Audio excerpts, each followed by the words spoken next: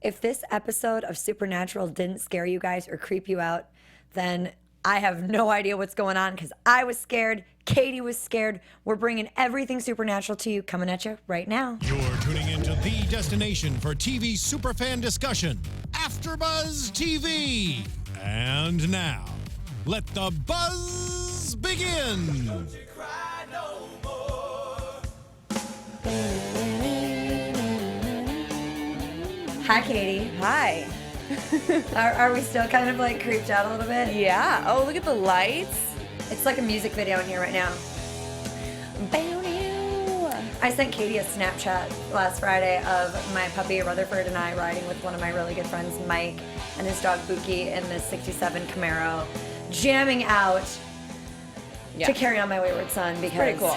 It felt like home. It felt like Supernatural because we're talking about Supernatural with you guys here at AfterBuzz TV Season 12, Episode 4, American Nightmare, and this is seriously going to be my nightmare tonight. I am going to have horrible dreams tonight about this. Yeah.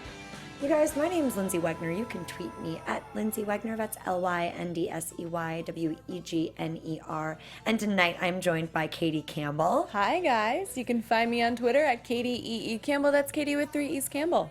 And Alexis isn't going to really be able to join us on our show for the most part because she has a super early morning on Fridays, but hopefully she'll get to make a few guest appearances, come and hang out or give us a call or something.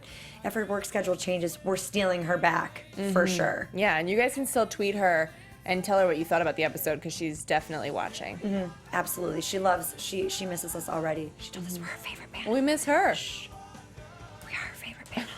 Don't tell anyone else. Okay. Let's not keep whispering. Although that would be equally as creepy as this episode. I'm seriously was in shock the entire time. Katie, thoughts? Yeah, it was creepy, but it was also good. And I don't know, like in a creepy way. You know what I mean? I thought it was a great episode.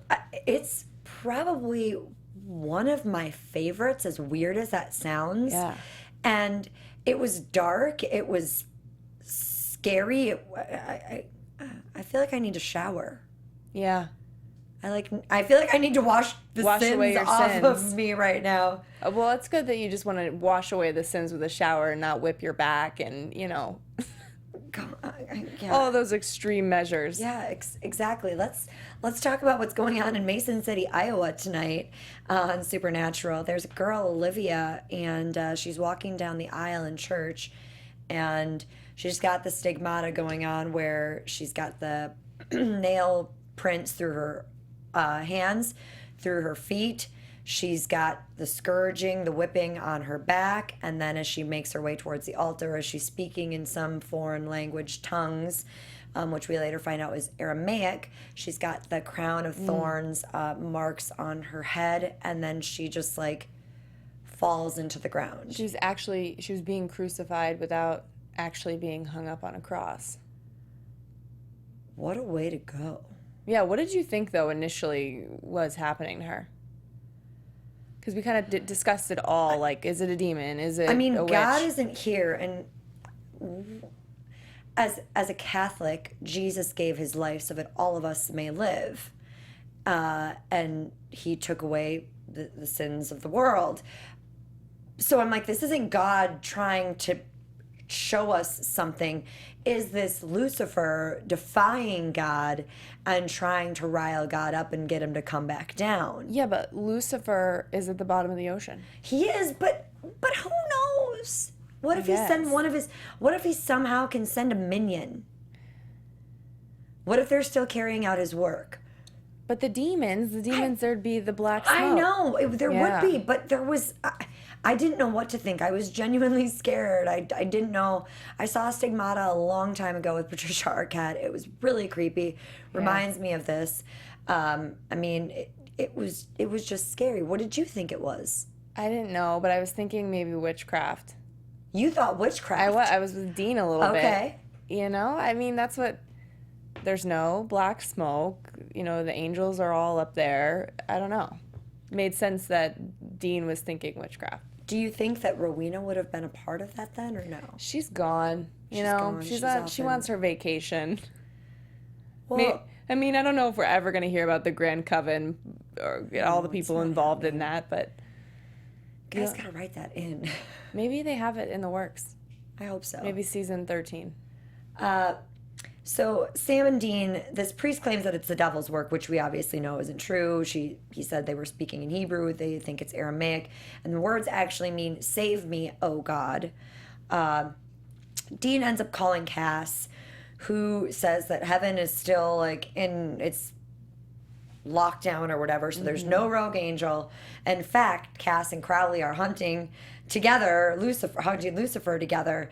And to make matters worse, Lucifer has now taken on Vincente's body, which Dean is like, this is 80s butt rock, and Sam's like, well, I kind of liked it. The third album wasn't bad.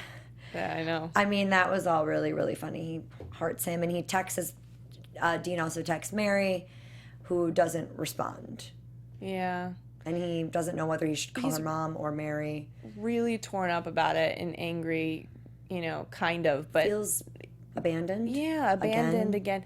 And that makes me sad, and I think he should feel that way. I mean, I think it's rightfully so that he feels that way.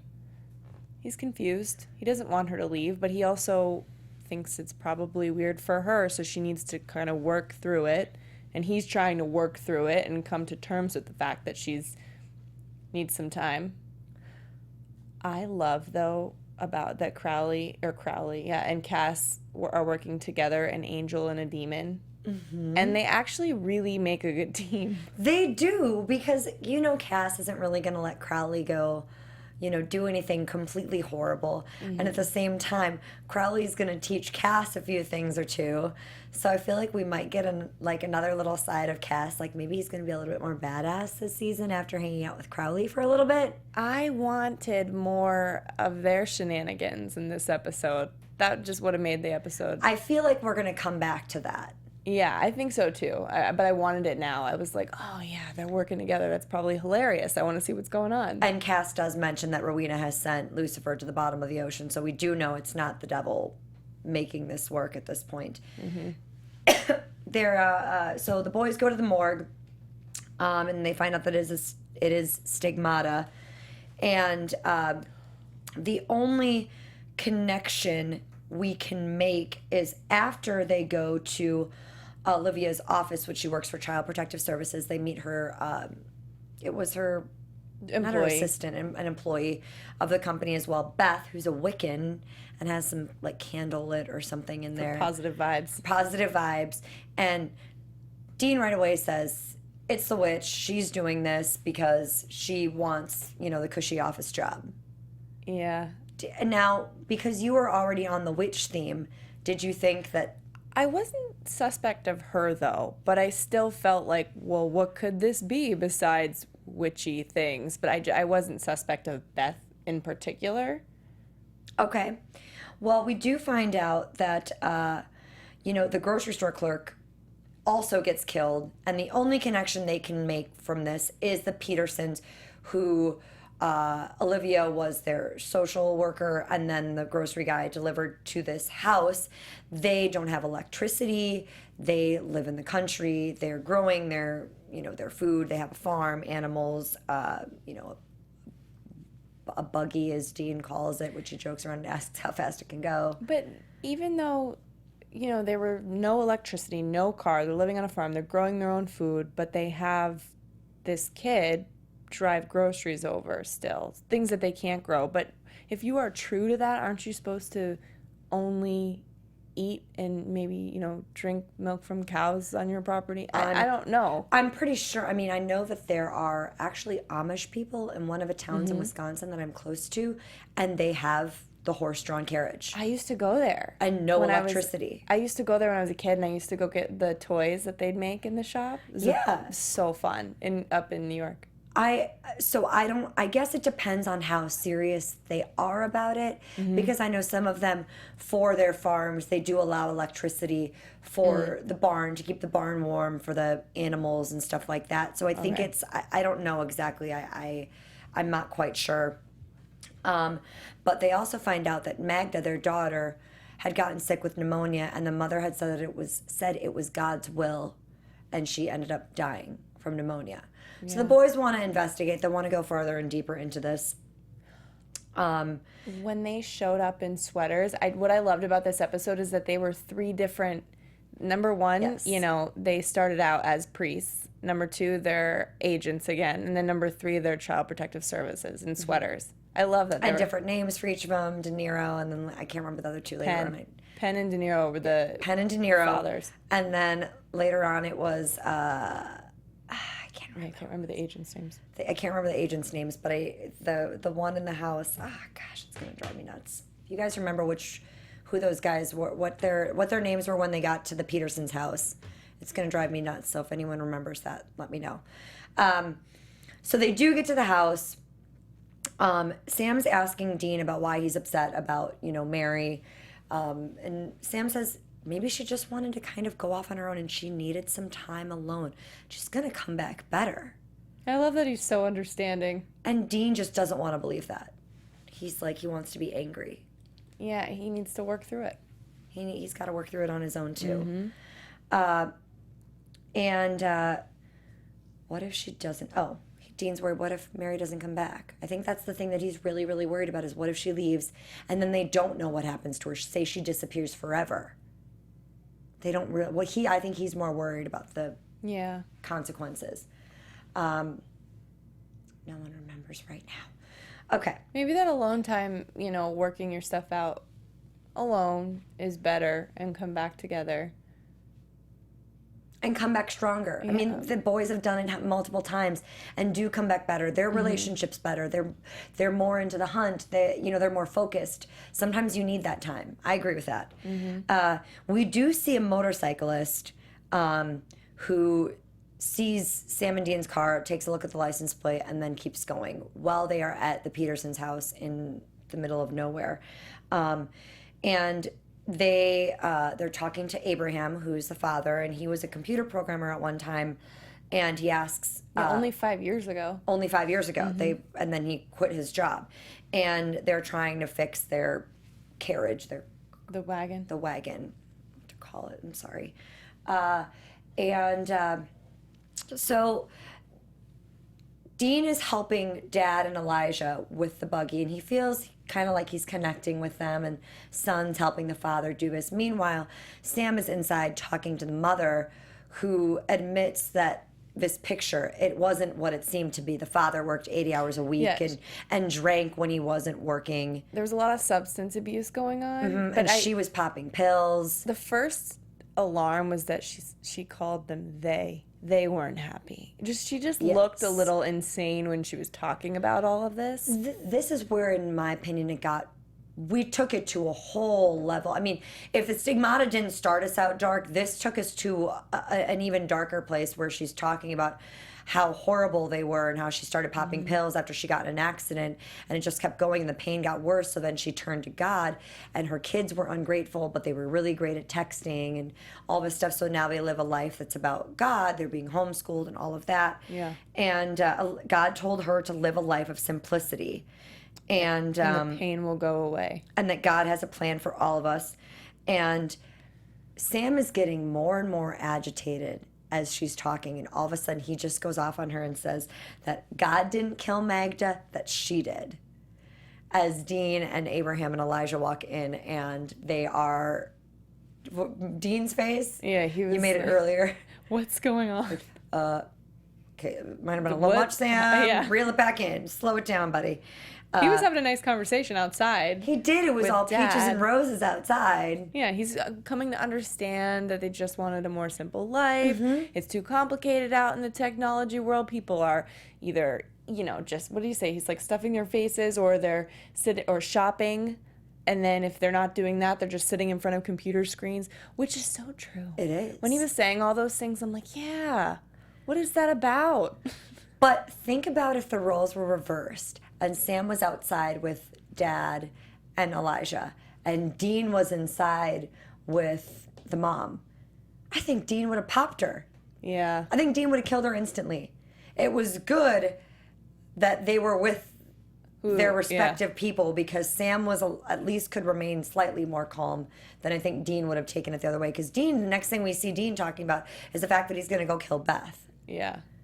on a hunch. And Sam's going to stay there and study these people and kind of try and find more clues and use the EMF and see if they can figure out, because he's thinking that Magda is killing these people.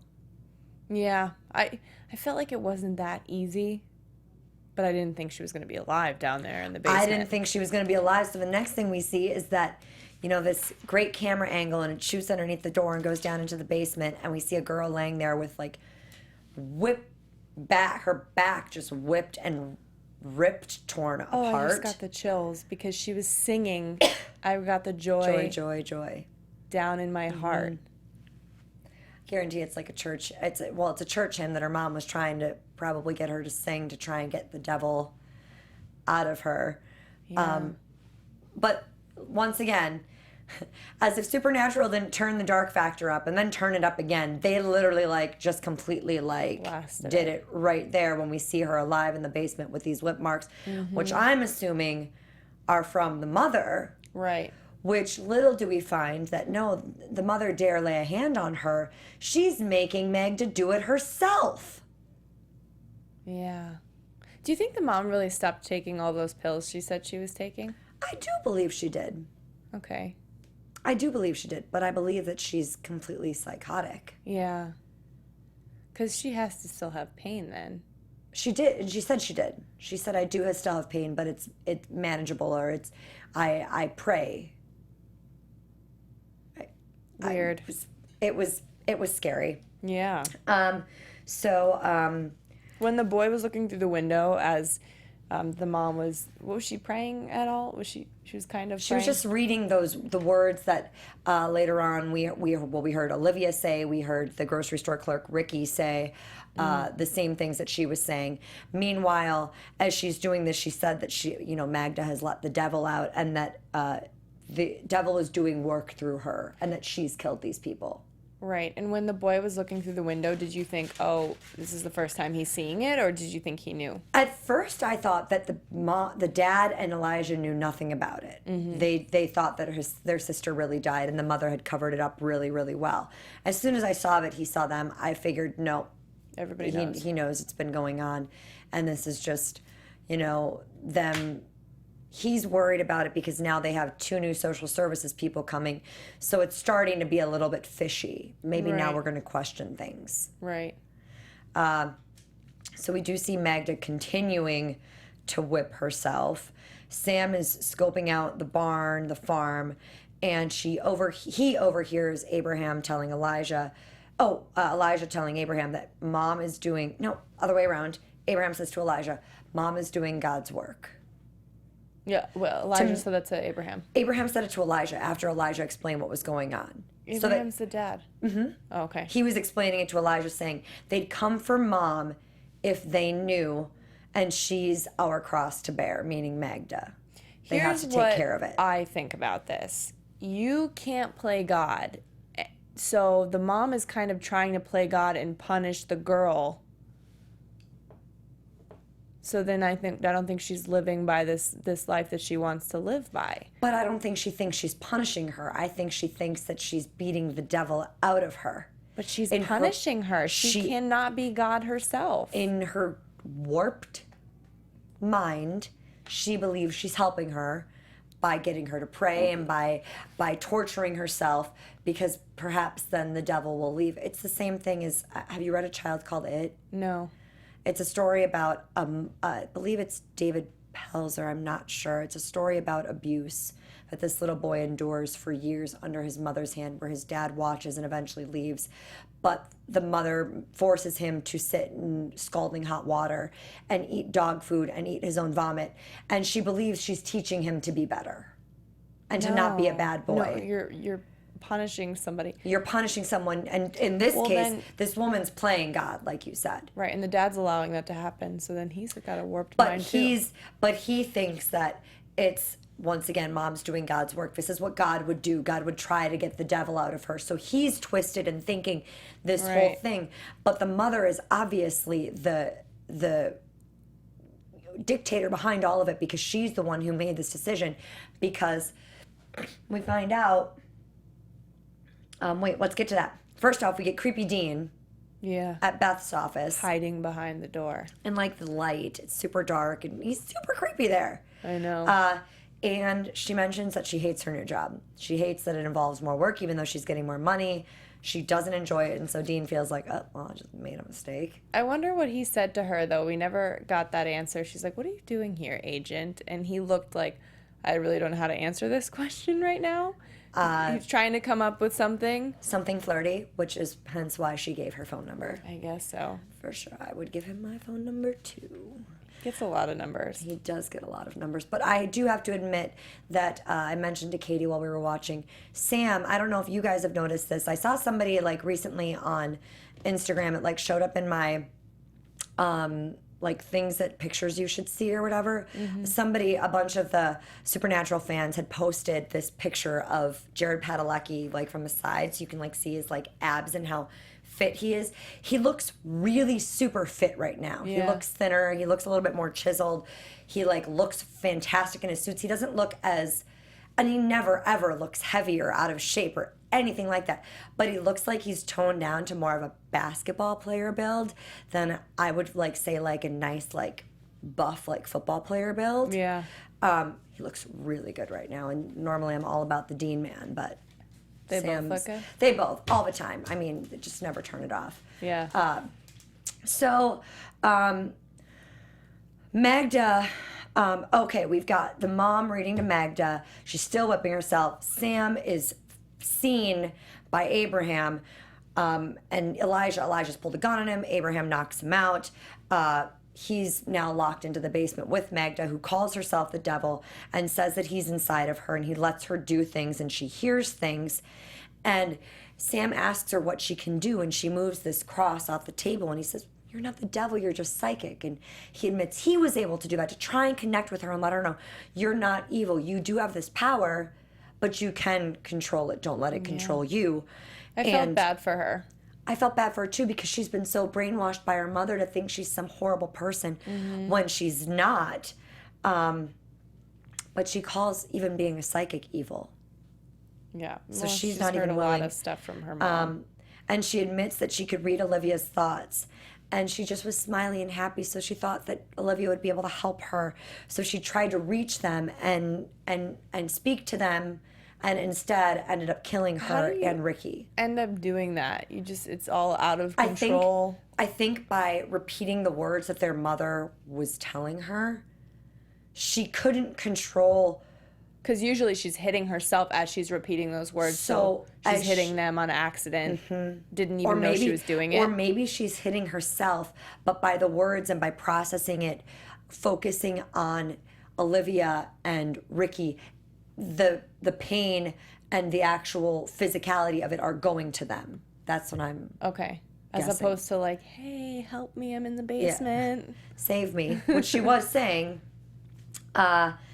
And she technically killed them, but I believe it was definitely on accident. There was no malicious intent behind any of it. And then it's dinner time. Yeah. And I knew she was trying to poison them. Did you? I knew it. I was like, there's something in there. But here's the thing. If you kill yourself, you're not going to heaven, right? So the Bible says. So these people that are about to kill themselves but want to live, and she said that, right? She said, we're going to go to heaven and be with God. No. I think she's looking at it as a sacrifice to God to save themselves from the devil. So this is better. She's all she's twisted. Yeah. She's she's completely warped in her own mind and she's brainwashed herself. Yeah. Which we kind of find out a little bit more. Before they got to Mason City, Iowa, they actually were living somewhere else, and Magda really wanted a cell phone, and she got really mad at her mother and ended up jerking the wheel into oncoming traffic, which is what caused the car accident in the first place, that forced her mother to take the pills. So her mother has blamed this whole thing on her, saying the devil was inside of her from that moment on because she was able to control that, even though it was her being psychic. Do you think she actually got so mad that she accidentally jerked the wheel, or do you think the mom just lost her mind and she was on pills at the time and was just like, I'm just annoyed with you, and mom accidentally did it? I think Magda controlled it with her mind, not intending necessarily for anything bad to happen, but wanted to, like when you see these telepaths, somebody mentioned earlier that she tapped into their minds. Somebody mentioned Carrie a little bit earlier, where Carrie wasn't necessarily doing anything bad until the people were hurting her. And then she just lashed out. She lashed out. So here, her mom's not letting her get what she wants. So she lashes out and throws a tantrum and instead jerks the wheel into traffic. The mom ends up starting to take all these pills then. I don't know if they did mention that she was a pill popper, but I didn't know if that was before the accident. We definitely know it was after. Yeah, well, I think because she said she was taking pain meds I think after she was addicted and she was in her own throwing up in her own vomit or laying in her own vomit. Okay, maybe it wasn't before as well. So she said pain purges sin, and Sam says no, that is not the way this works.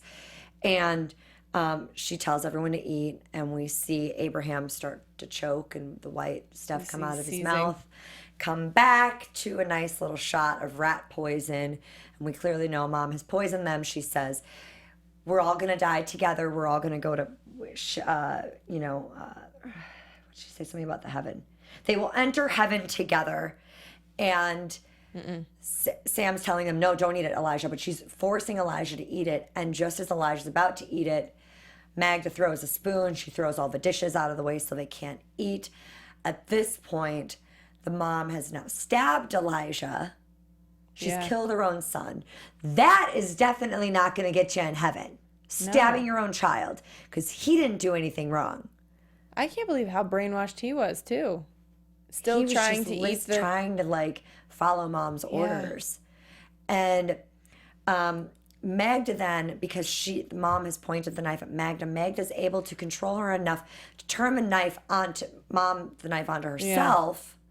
Did you want her to kill her mother or no? No, I didn't want her to kill her mother. You didn't? No. Why? I wanted her mother to be arrested like she was and thrown in jail and then sit there and think about her sins.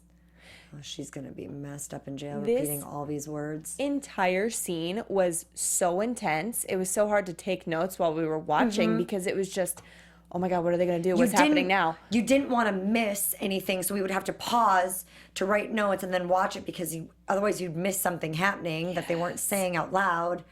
It was good. A cursory glance. It was great. It was a great episode. It's seriously one of my favorite episodes right now, as scary and dark as it is. She doesn't end up turning the knife on herself. Sam tells her to stop. And the next scene we see is mom being arrested and repeating all these words and telling her once again that she's the devil while Magda sits in the ambulance. And Beth, the social worker's there, saying that Magda's going to go live with her aunt in California. There's wide open spaces. She'll have her own, be able to be on her own. Yeah. And Dean admits sometimes a person needs space. And we all rejoiced because he actually is taking Sam's. And it wasn't just a line. Advice. He actually understands it. He gets it. He gets it now. Because just like he needs to work it out, so does mom. Yeah, the scene was very intense. Oh, it was crazy.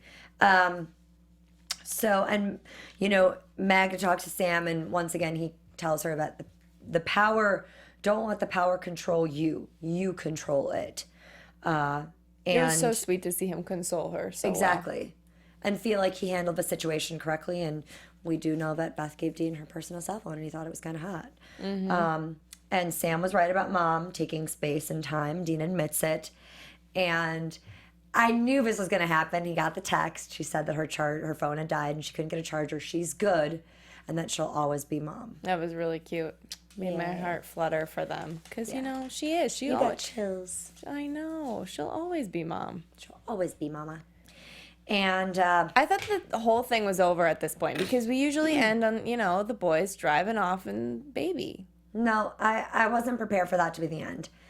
Oh, I was like, this is a great ending. I'm really happy right now. Mom texted back. This is what I thought was going to happen. So we see the bus stopping in Missouri on the way to Santa Cruz. Why did she take a bus? She's just been through a lot of stuff. I'm pretty sure she wouldn't be heading on a bus yet. She'd be, maybe in the hospital, police questioning, whatever. They're figuring that out. And then can somebody just go with her, drive her, something like Child that. Protective Services, they don't have time for that, nor do they have the manpower for it, nor do they have the money But for it. she's supposed to be dead, and she's actually been alive all these years. That's a really good point. Yes. On her own, on a bus. She's been technically dead, yeah. Okay, I agree with that.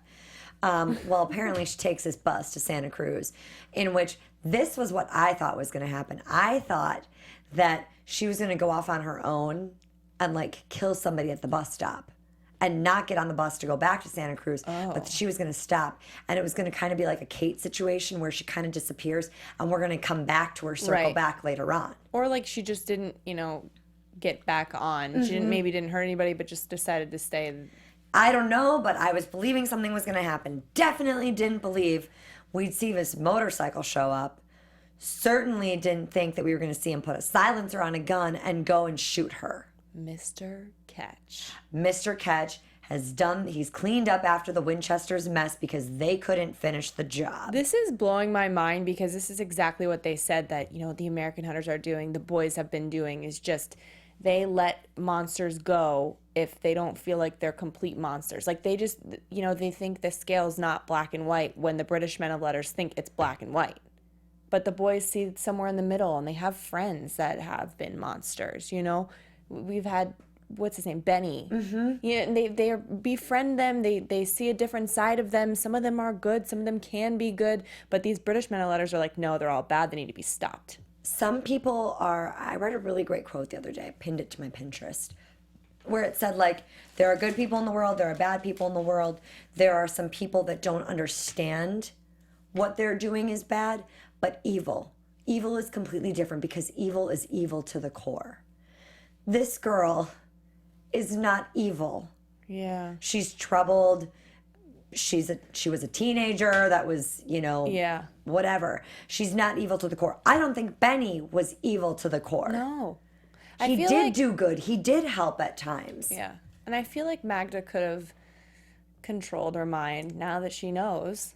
I mean, she would have gotten there. Do you think if Mr. Ketch sees Crowley, he's going to kill Crowley? Crowley's bad. Crowley would not allow it.